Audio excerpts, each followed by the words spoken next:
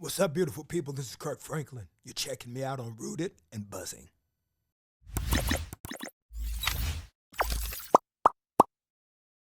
Man, what's up, everybody? This is our first episode of Rooted and Buzzing, and listen, sir. man, I Yes, don't know sir.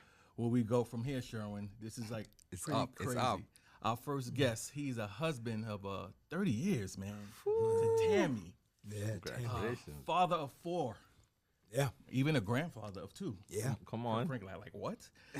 He's won 20 Grammy Awards, count them, 20, 22 Dove Awards, 39 Stellars, Soul Train Award, 8 NAACP Image Awards, 2 American Music Awards, and he's the biggest selling contemporary gospel artist in the history of SoundScan.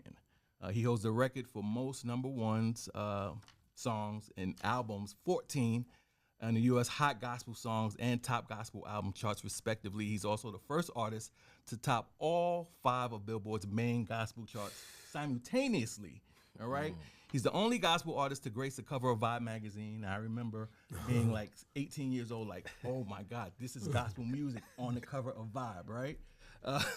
Crazy. And he's also the only gospel artist to be nominated for a Grammy for Song of the Year, all right, at the Grammys. Last week, he received the Icon Award at the BET Indeed. Awards Congrats. alongside Jamie Foxx, Mariah Carey, and Snoop Dogg. Welcome to our first official episode of Rooted and Buzzing, Kirk Dwayne Franklin. Dwayne. Dwayne. What's up, Dwayne? Welcome, man. Welcome. I love Dwayne. Dwayne, listen, when you hear stuff like that, man, what goes through your mind as a young man from Fort Worth, Texas, like Anxiety. anxiety? There's a lot of anxiety, because I don't wear any of that. I don't. It's not part of an aesthetic that I try to lean into as an individual. So I'm very comfortable to leave it over there and to really just try to be in the moment. To try to I like my posture to be really one of like a brand new artist. Okay. Yeah. I love being Yeah. a brand new artist. I want to hustle like a brand new artist. I want to have an appetite like a brand new artist. I want to be a dog like a brand new artist. I don't want to really have any other concept but that. That makes me very comfortable. Okay. And so, everything else, I kind of allow that to be something that you guys do. And when I say you guys, I'm talking about the media. Yeah, of course, yeah. It's not anything that I'm really, really trying to aspire to be or to have part of my ecosystem. Okay, that makes sense. How did it feel, man, receiving the BET Ultimate Icon Award, and still be in this game? First of all, let me say this: your performance, was so dope, and I was like surprisingly shocked that they let you end the show because it's I was gospel shocked music, too. right? Yeah, I was So yeah. I'm just too. like, yo, Kirk is ending it. That was shocked. what And I then to thought. end it like that on everybody being up, it was just, I was proud of you.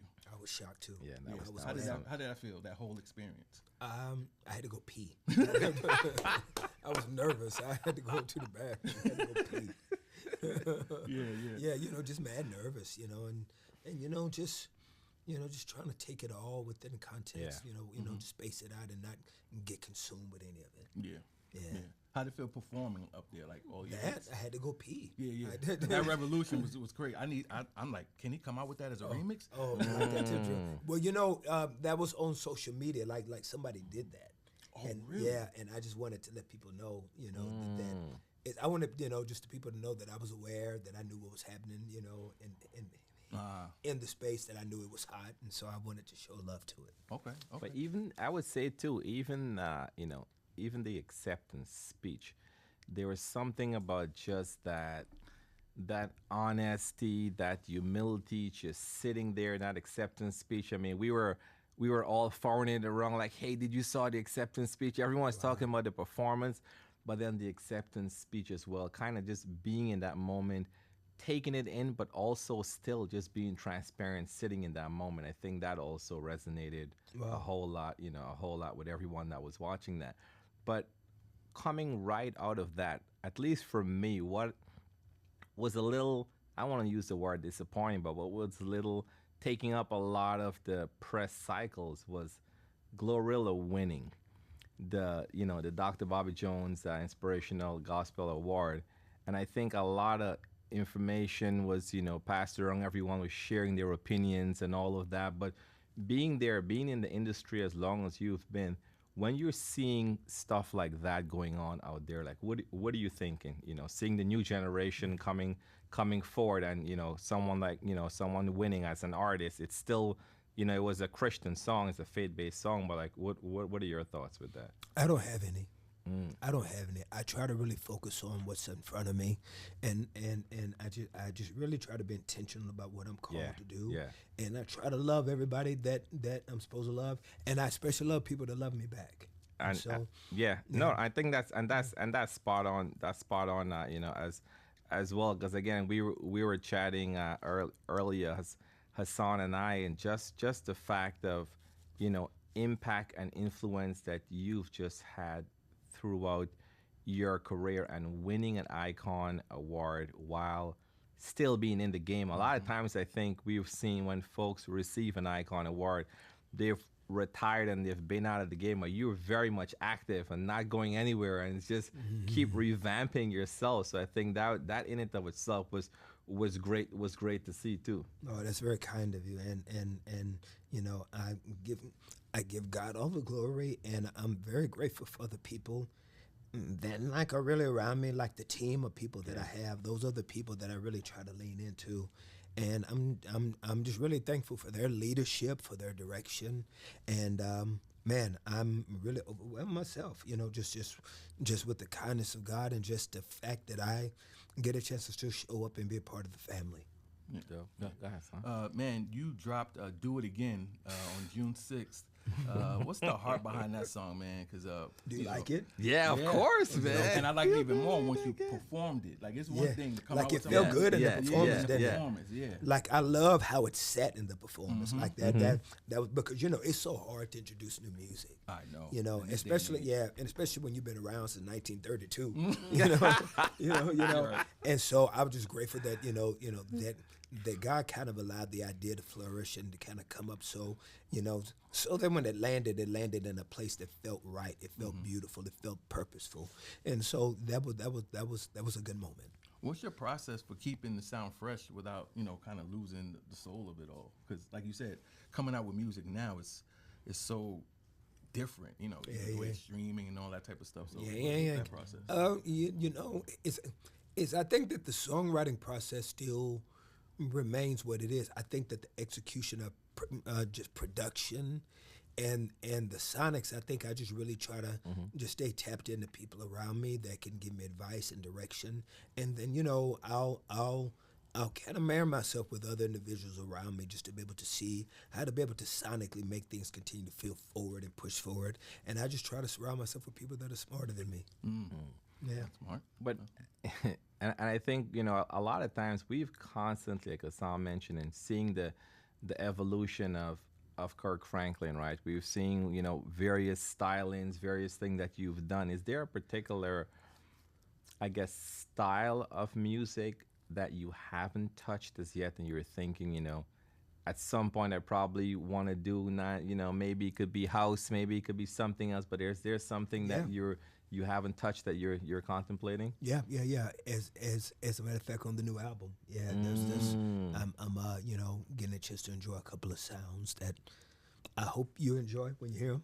I'll be sure. I'm looking forward to that. Are you now? Is your next album going to be studio or live or a mixture of both? Mixture of both. Okay.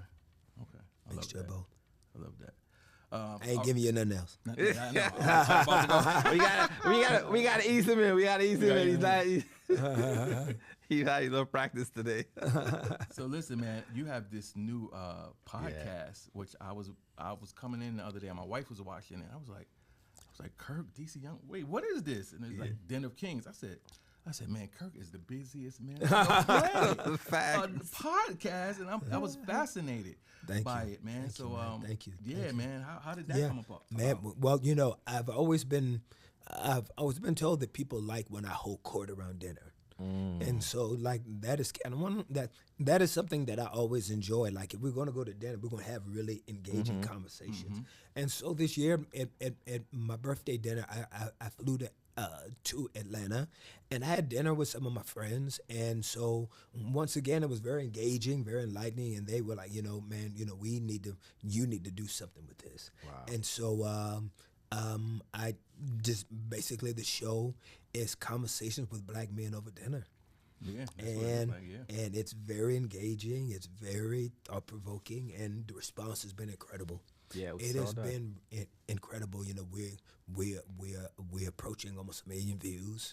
And it just dropped Sunday. Yeah, And so I'm just really, really, really grateful. The socials have been really crazy. People have been sharing the socials, and so I'm just really thankful. But even no script, no you're just there in the moment, flowing, having conversation, breaking bread, sort of going with that. And I think that's one of the things, a lot of times when we were looking at this, we were like, oh, wait, how do we get individuals to have conversations, to talk about whatever is going on, have men talk about fatherhood, talk about all these different things, but figure out a way that makes it easy. And I feel like you definitely put something together that everyone can gravitate onto. It doesn't matter if you're in church all your life, if you're now learning about Christ, but at the end of the day, if you're a man, you're a father, you're an individual, you're gravitating to different things there. Right. And I guess even with that, what would you say is at least one conversation or one topic that black men are not talking a lot about in public spaces? It's still fresh. I'm proud to see it growing, but is I just continue to hope that it continues to be more healthier for us to do it, and I think that has to do with mental health.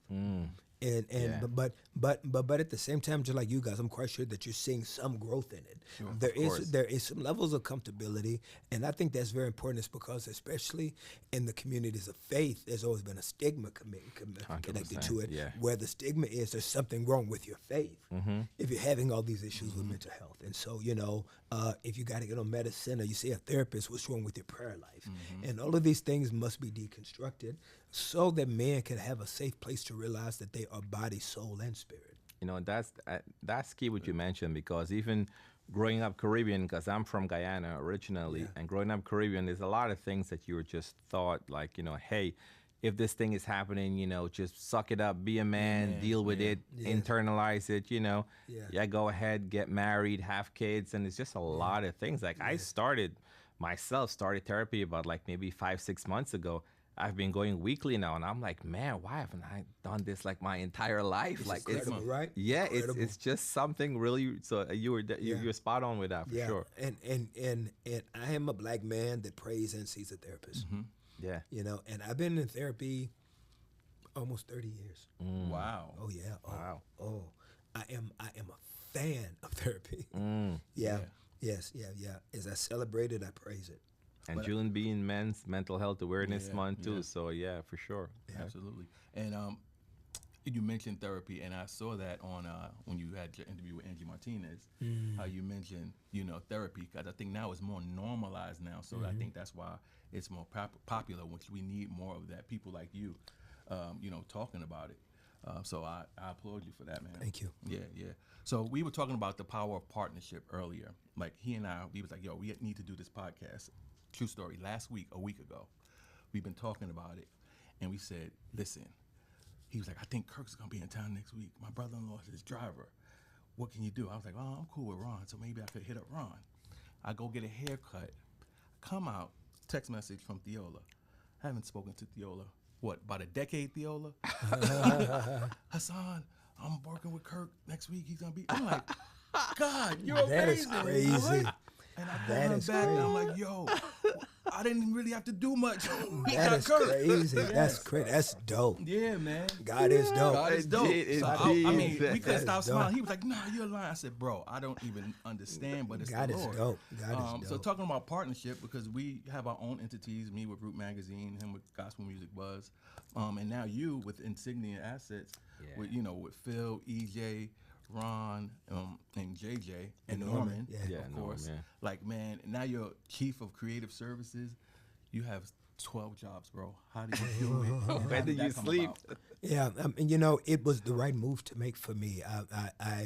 I was going to go back and re-sign with the institutions that have been there, you know, the Sony RCA situations. But seeing these black men come together and do something, it was just too attractive to want to work with black men. That was something that I would have regretted turning down. And so it has been the right move. It was the perfect move, and I'm so proud to be a part of For Us By Us, you know. And so, and it's been beautiful ever since. And I'm just looking forward to helping as many other people in my role of chief of creative services, and to be able to bring any assets, any experiences that I have that can be beneficial to another young individual's career. Dope. And then what in a role like that with someone that have garnered, so much, even just experience in general in the industry, like what does some of the day-to-day would look like for that? Someone is going, you're there at the company and you're being able to provide input. Like what are some of those day-to-day would look like for you? Well, we don't really know what those day-to-days are going to look like, except for the fact that the space of just really mentoring and pouring into creative ideas can look just a multiplicity of ways, right? Yeah. That it can be right on the spot. It can just be in a moment of ideation. It can be through a text, an email. It can look so many different ways. Den of Kings came about over dinner. And then the next thing I know, we're on set getting ready to shoot. So it can look, just a myriad of ways. I think it's all about the idea and the execution. Dope. Now, you've always been open about like your past, especially like on a Father's Day doc, which had me in tears because I've come from a place of my father not being around. But where do you draw the line, I guess, between healing in public versus protecting yourself, like your public persona? I don't have a line. No? I don't have a line. I'm not saying people don't have to or don't need to. It's I don't. I think my line would be, if there is a line, I think it is the information of family members. Like I try to make sure that who I am is not placed upon my wife and kids. That they have the right to tell their own stories or to not tell those stories. So for me, it is never being intrusive that when I'm in spaces that I'm telling the stories of others, that I'm only telling mine. Okay. Yeah, and so that is what I guard. That is what I protect. Yeah.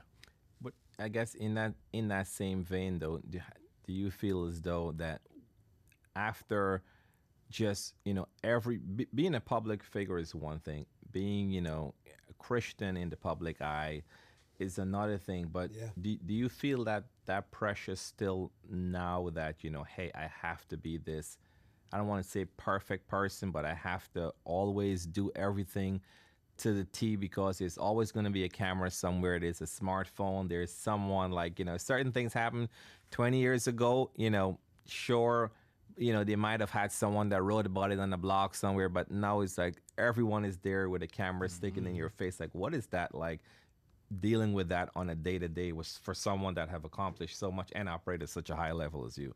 It can be very difficult. It can be extremely difficult, extremely frustrating. But at the same time, the opportunities to really create change that the platform gives, it just really balances itself out. There's going to be negatives to everything. There's going to be negatives to any role that you play in life. And so you just have to choose how to see it. Like, how you see the problem often is the problem. And so I just choose to not see it that much of a burden. I see it as a reality that comes with the space. And so you have to manage it because we got to manage something. Yeah. Everybody's managing something. Yep. So when you look at like the next generation, because we've seen over the past couple of years how you've kind of connected with Maverick City and like the tours, which was, by the way, amazing. Goodness. Both reunion tours. Thank you. Who's inspiring you now? Like the younger generation, out of the younger generation, who's inspiring you? I think that the younger generation itself needs to be inspired. I think that religion sometimes doesn't allow them to be as free as they really deserve to be. And so My goal is to really just try to, whether it's through the Exodus Festival or just different things that I try to curate, to just give that next generation an opportunity to feel creatively that their voice matters and that their creativity has a place in the kingdom. Is because a lot of times we are the slowest to move on talent. Sure. You know, we define everything as spiritual and anointing, but we don't celebrate raw, uncut talent, and that matters. Yeah. That matters. And so, I just hope that we continue to find a place where they feel seen and heard. Yeah, yeah. Do you think that is harder now though? Because like when you came out like '92, I remember being at a Great Adventure in New Jersey, and you out there doing stomach. Took your shirt off, had on your tank top, and it's just like, man, we ain't never seen nothing like this in gospel music. But now with social media and all that stuff, it's so I've been hard. taking my shirt off for years, huh? Dude, that was in '95. I was like, yo, this man's a rock star. Haven't I learned? I guess I ain't learned. But like, if people do that now, it's just like on the blogs, it's on the shade room, it's people, deconstructing messages and throwing shade. So, do you think that's part of the issue now? You can't really express yourself the way you want to, especially as a gospel artist. Let me say that. It always the same. It all is what it is. I'm cool with what it is. I don't trip on what it is. I accept it all. I'm just grateful that at 55, somebody even talking. Dude, you look great too, by the way. Thank you, King. So yeah, man. I accept the good and the bad, and I want to learn from both. Yeah. I guess you mentioned just now, Hasan, about the next generation, and kind of with that. But I guess the question for you now would be, how do you define legacy now? Not kind of what you're leaving behind, but also sort of what you're living out now. Legacy for me is very clear and it's unapologetic that the conversation of Jesus Christ continues in a multiplicity of ways so that there is a relevant, viable space where the topic of Jesus is something that is still part of the fabric of cultural society. That's it for me. Is that I don't want the conversation of Jesus to become archaic and antiquated. Is I want it to be as relevant as any other discussion that humans can have. That's what I want. So we got to keep it drippy. We got to keep it swaggy. We got to keep it culturally relevant. We have to keep it socially engaged. Whatever we need to do, we need storytellers. We need individuals. We need tastemakers that can help push the narrative of that this is not just an emotional experience that black people are having because of slavery, that there is viable reality for the historic existence of a Jesus Christ. That's it. Love that. Love that. All right, Kirk, it's game time. What we finna do? All right, so we have a game. It's called Talk It, Sing It. Okay. Right? I'm going to do the talking. I'm not doing the It's singing. funny how you always say that Yeah, because I ain't gonna do I that. was introduced to you from the song What's Joy. the question? What's the question? Keep going. Push. He like those sing. Push through your I'm not emotions. singing. All right. Focus. I'm going to get back to what I was saying, though. So, all right. So, you know how you're in the car, right? And say a Kirk Franklin song come on and you singing along with the singers and with Kirk. But if you hear the lyrics of that song stripped down without music, it's just like, I don't know what that is. So I'm going to talk some lyrics, and then you tell me what the song is. Okay. All right. Don't be trying to look at my... I'm good.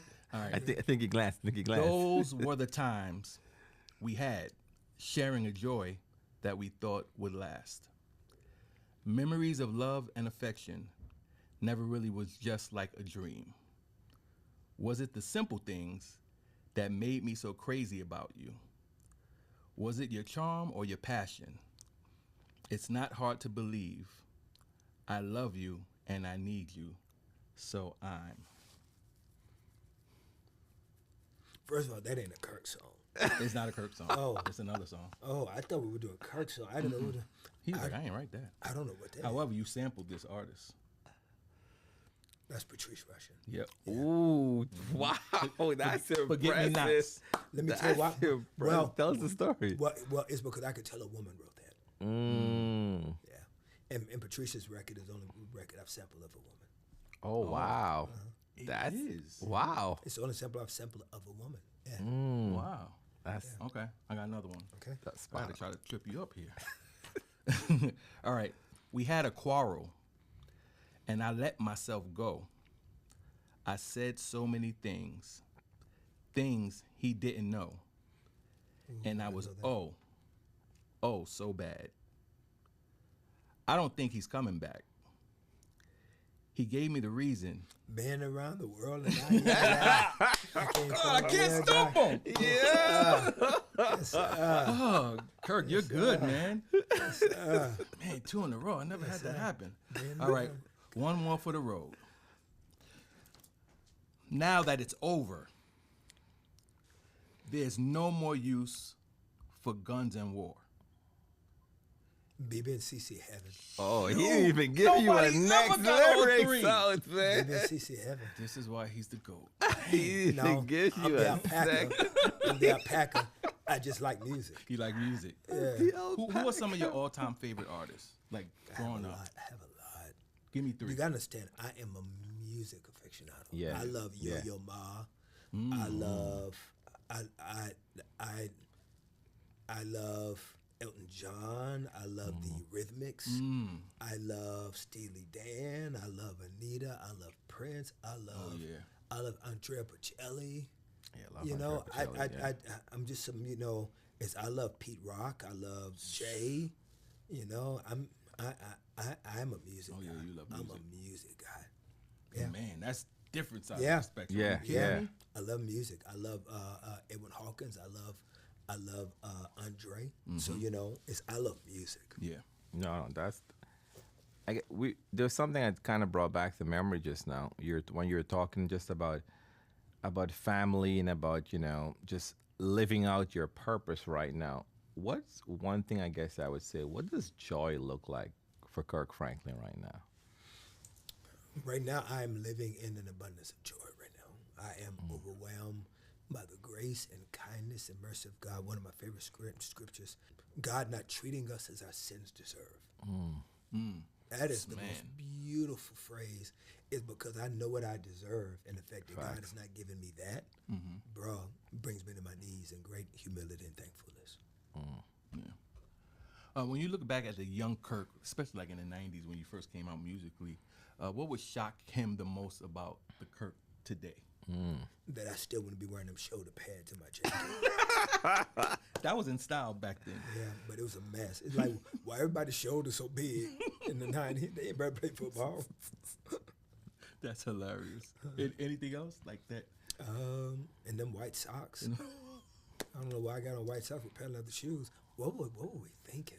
I know. I'm telling you, some of them 90s styles, it's like, bro. Yeah. That was the best era for music, though, I think. It was a good era for black music. Man, 90s was a good era. 90s was it. 90s was a good era for black music. Yeah.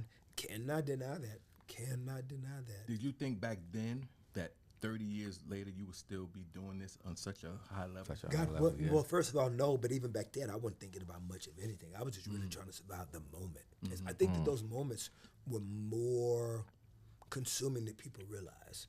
When God was blessing all that music for me in the 90s, it was hard to keep up with all that emotionally and mentally because, you don't always have the psychological wherewithal and the spiritual bandwidth to handle all of that. And so a lot of that I didn't handle well. And so some of it does really feel like a blur. Wow. Oh, yeah. Very much a blur. But I'm so grateful that, that I get to sit here with y'all and to talk about Jesus music. Yeah. It's fire. But I guess one quick question for you in terms of just talking about music. What does a typical Kirk session look like? You're getting ready to go into the studio. You're going to lay something down, whether it's, you're traveling to go or you're doing it in your city. You're walking into there. Like, what are some things that has to be there? I've heard all sorts of studio stories. Who needs to have these Skittles? They need to have all these different things in place. Like, when you're creating, like, what's some of these key components? Nothing. Just my iPad and my phone with voice notes on it, and a piano or keyboard or something. That's it. That's all I need. I don't need much. Of course, I want it to be clean. I don't want no stanky studio. Yeah, but outside of that I don't need much. I do not need much, man. I want to be intentional.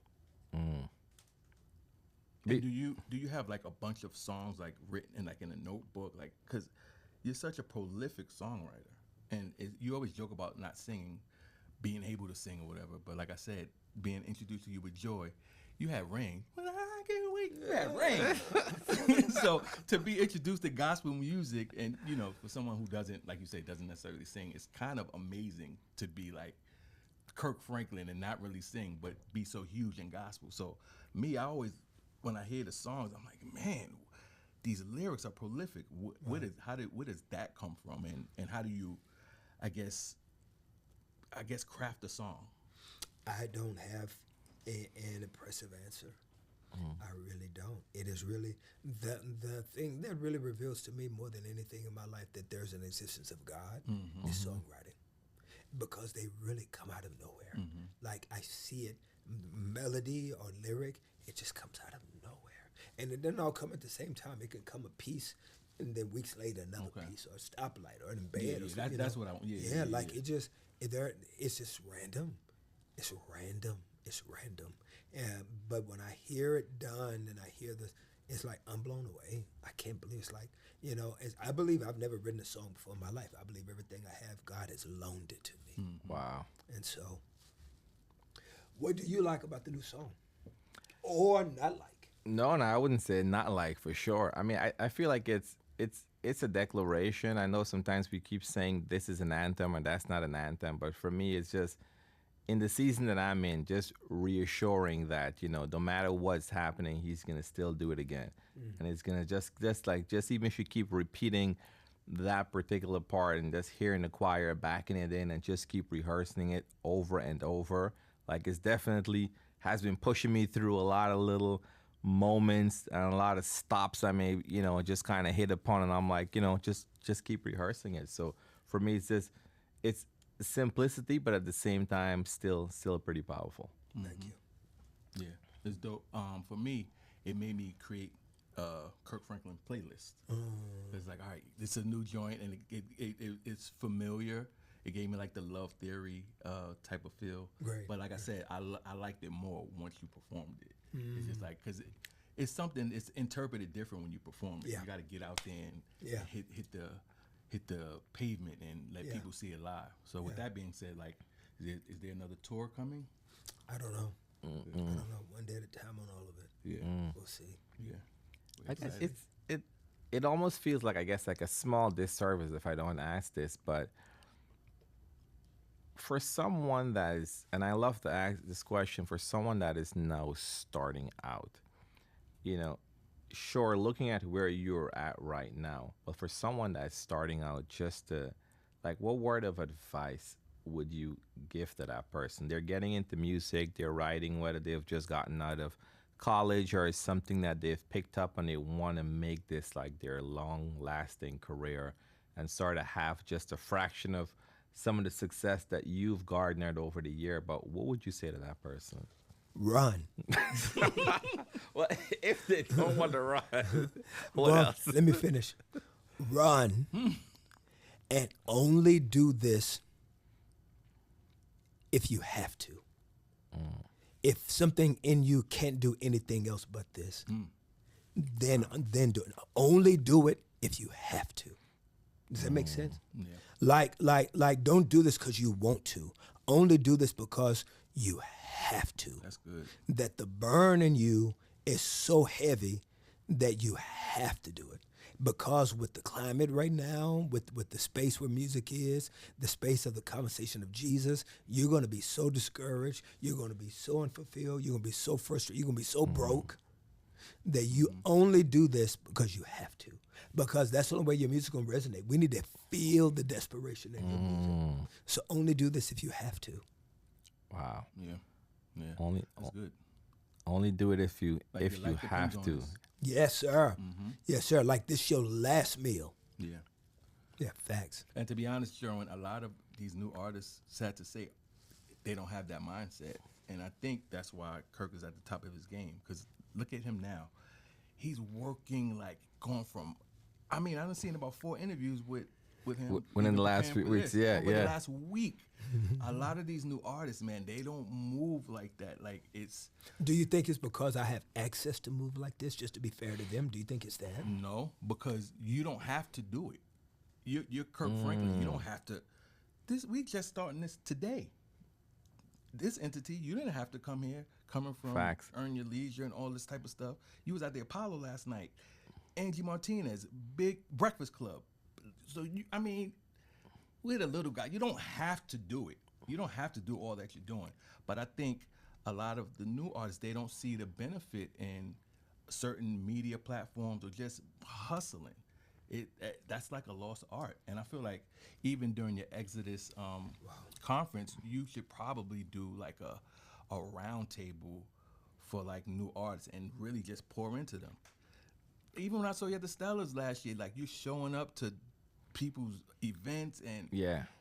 I mean, I hosted you in 2019 for the Long Live Life album in Jersey, and it was 400 people there, and you literally shook hands, kissed babies, signed CDs for everybody to the last person left. Like I watched it, so Yeah. that's somebody like you. You don't have to do it, but you do it. So I think that's lost in this industry, and we need that. So I feel like coming from somebody like you.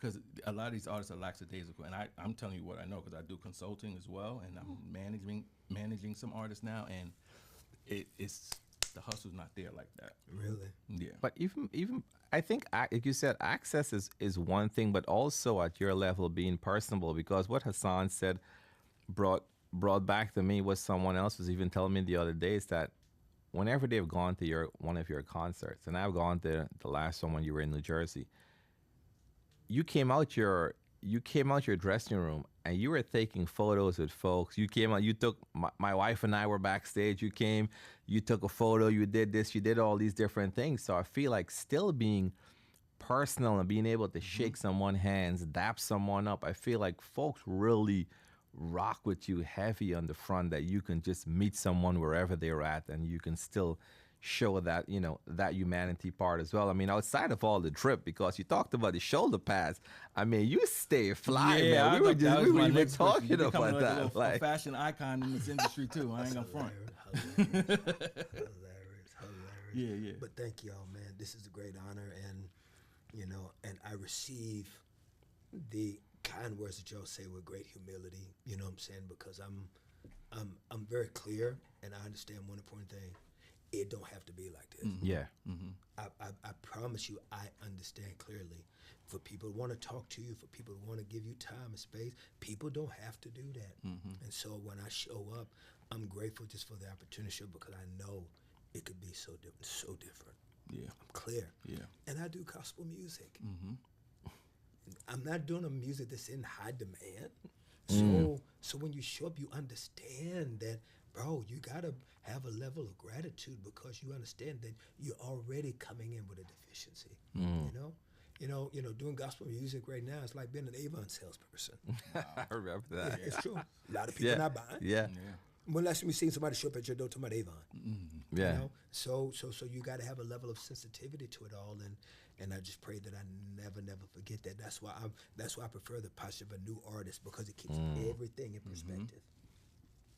So thank you, Kings. Yes, thank you. Appreciate you, Thank Kirk. you, King. Thank you. Appreciate it, brother. Congratulations This on the is new dope. endeavor, man. Thank I hope. you, man. Thank you. Congratulations.